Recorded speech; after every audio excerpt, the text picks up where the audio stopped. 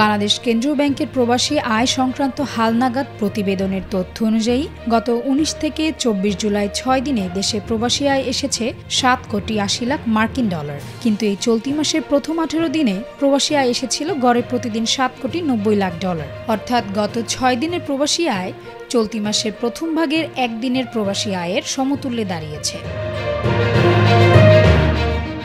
কোটা সংস্কার আন্দোলনের নেতিবাচক প্রভাব বাড়তে থাকায় দেশের সার্বিক পরিস্থিতি ক্ষতিগ্রস্ত হওয়ায় গত ১৯ থেকে ২৪ জুলাই পর্যন্ত মাত্র একদিন ব্যাংকিং কার্যক্রম চলেছে।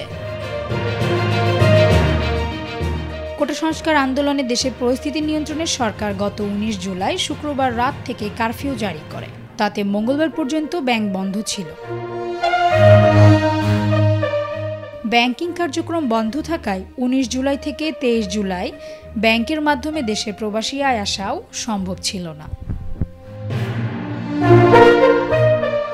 বাংলাদেশ ব্যাংকের তথ্য অনুযায়ী গত বছরের ১ থেকে ২৪ জুলাই দেশে বৈধ পথে প্রবাসী আয় এসেছিল ১৫৮ কোটি ৬০ লাখ ডলার। চলতি মাসের একই সময় এসেছে ১৫০ কোটি ডলার।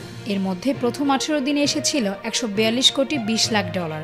আর ১৯ থেকে ২৪ জুলাই ৬ দিনে এসেছে ৭ কোটি ৮০ লাখ ডলার। এর আগে গত জুনে ২৫৪ কোটি ডলার আয় দেশে পাঠিয়েছেন প্রবাসীরা। তাসনুভা আহমেদ, ডেস্ক রিপোর্ট, ভোরের পাতা।